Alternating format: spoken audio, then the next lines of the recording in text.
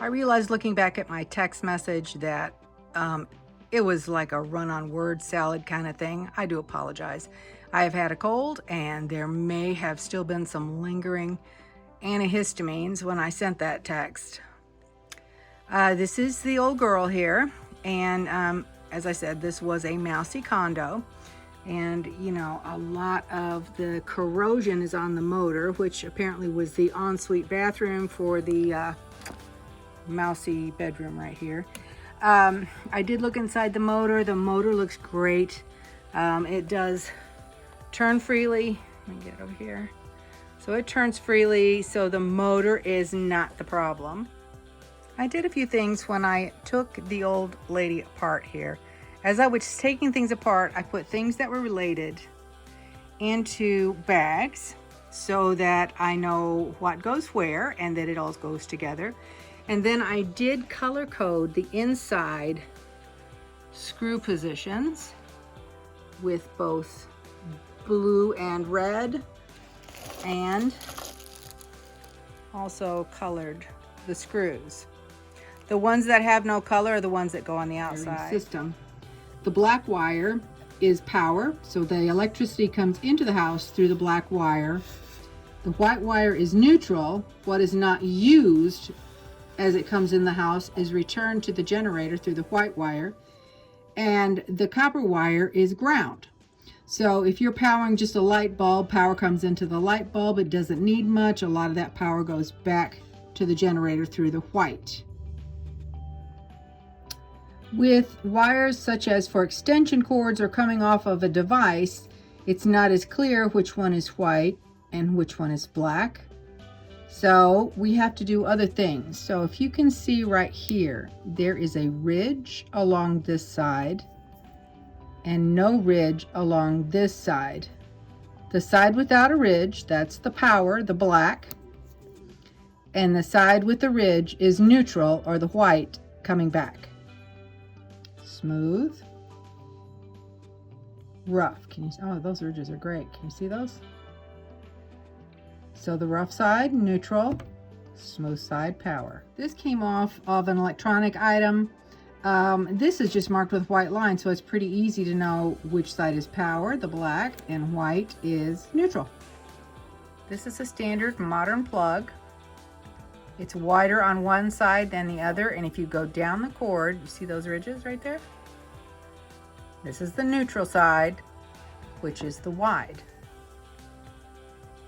Now, it used to be back in the day, because I remember it, the house outlets didn't have this wider spot, and so you had to get an adapter if you had older wiring in your house, because the old wiring, both were the same size. Then eventually they changed to one side bigger, the neutral side bigger, power side smaller.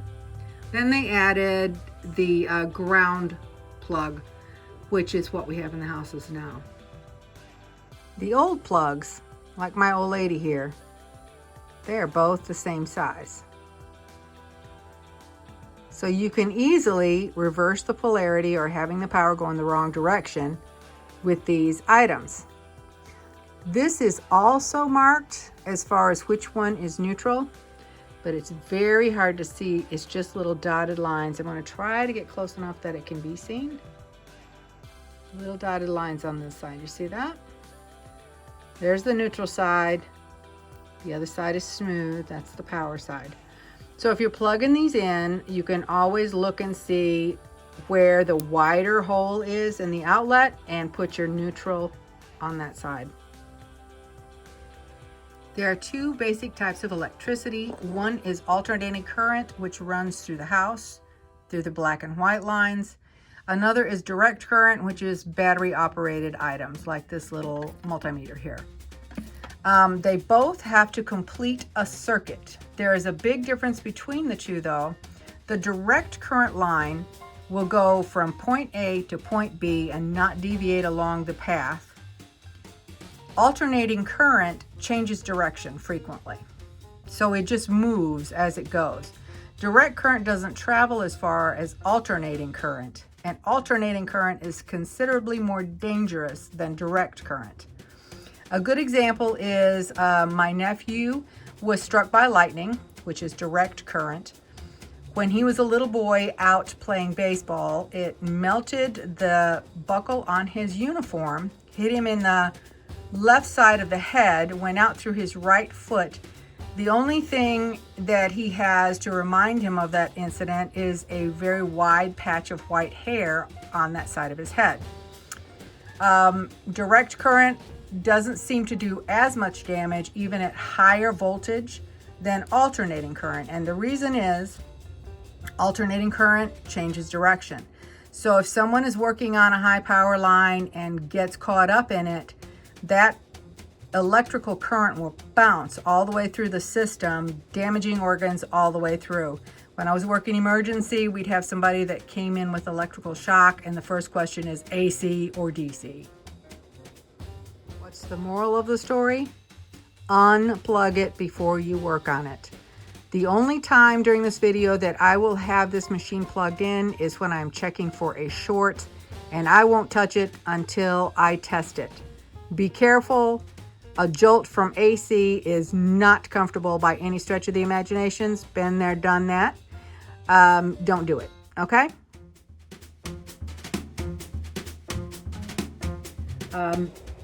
The light is on, no matter if the switch is turned on or off.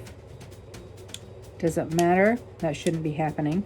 I have the switch off right now. I'm gonna press the pedal for the motor, and the motor is not working, which it shouldn't be, and that's a good thing. So we will turn this on, let the motor work. And check out the light. I don't have the belt connected, so it's not gonna move the needle, but that should not be happening. So we're gonna try and figure out what's going on here. This little gadget here is called a multimeter. It's a measuring tape for electricity, and it can measure in several different ways depending on where the dial is, just like you can measure in inches or centimeters. That's all it is. And what I want to do is I want to make sure that there's no electricity coming through the metal body. And I have 0 and 0, and I can put my hand on it and I feel nothing. So there's not a bad short somewhere that could be dangerous. So we're going to move on to the next step.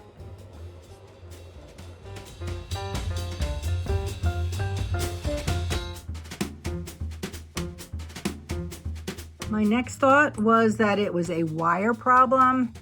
The white wire comes off of the light. It is double shielded. I thought maybe the mice had gotten into it, but there is nowhere along through here that is a problem.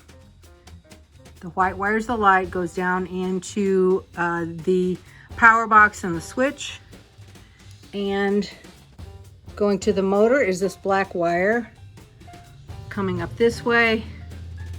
They all kind of join together in here. One thing I did to make sure that I don't mess up is I color coded each post here to make sure that I get them in the right place. And I thought maybe, you know, a traffic signal would be about the best way for me to remember and make sure that I've got it right. Now that we have the basics, let's look at this wiring configuration in the power box and the switch box. We have this little capacitor back here, which should be regulating what power goes to where.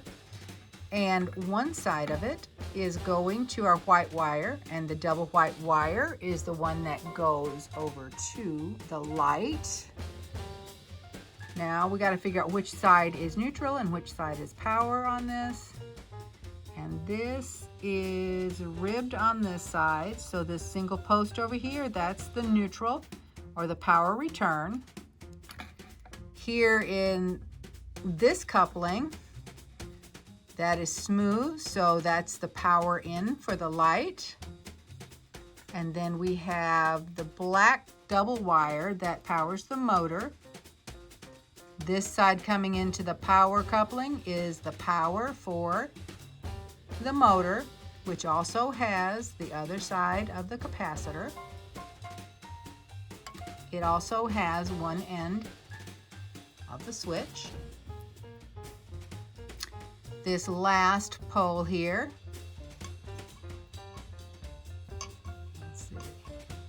it's ribbed.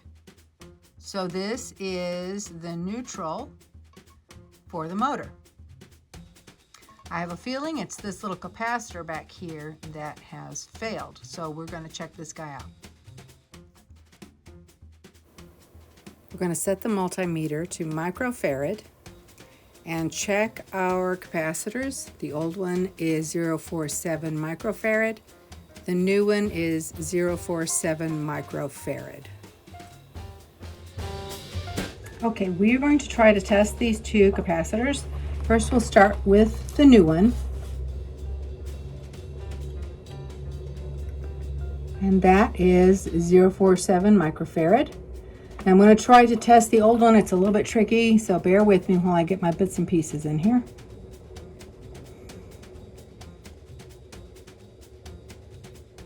There it is. OL is overload, which means this capacitor has failed.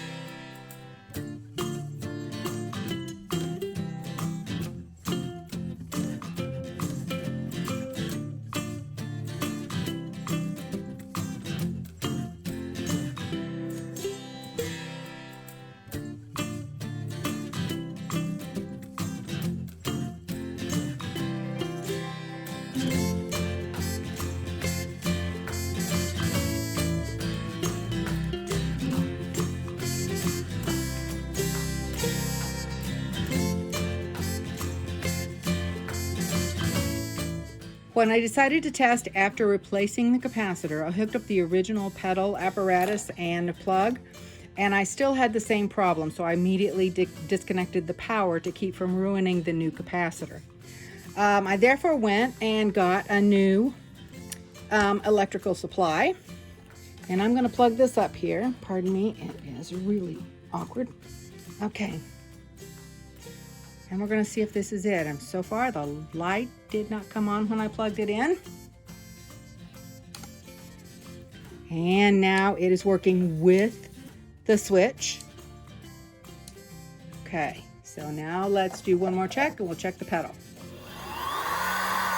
The light is not dimming. Okay, now let me explain this. The third post in here, the one that I had marked as yellow, or the caution light, should have been caution actually, because that was the neutral post that was coming from the outlet. That should be completing the circuit, so power comes in through the black, or the power cord, right? Comes in through the black line, delivers electricity where it needs to go, either the motor or the light, and then the neutral takes the excess power back out, returns it to where it belongs. And this middle one here is the neutral, and it was giving a little bit of power in the backwards, going the wrong way. Now that's my best guess, and I think my guess is right because we no longer have the problem. Even though I replaced the capacitor and that wasn't the end of the problem, it definitely was damaged. So this finally is working the right way. And if you are working on something and the first thing you do doesn't work, go on to something else. It's okay. Just keep working until you find it. So we're going to have a good running machine here in just a little bit.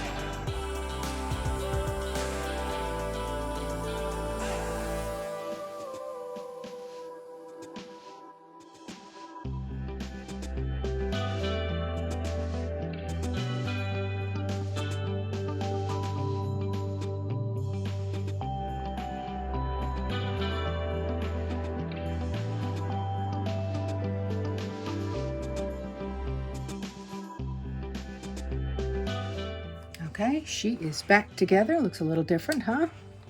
So let's run her through a few paces, see what we've got. I did do a little bit while I was working.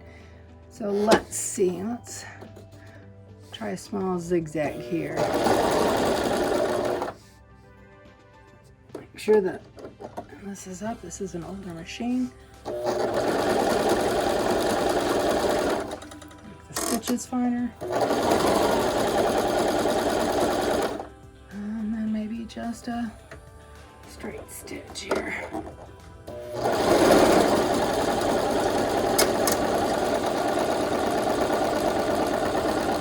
Reverse. Yeah. Okay. Let's see how we're doing. Everything seems to be working right. Let's see.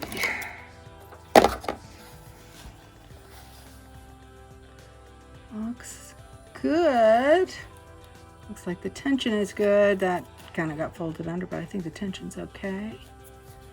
And I think she's good to go home.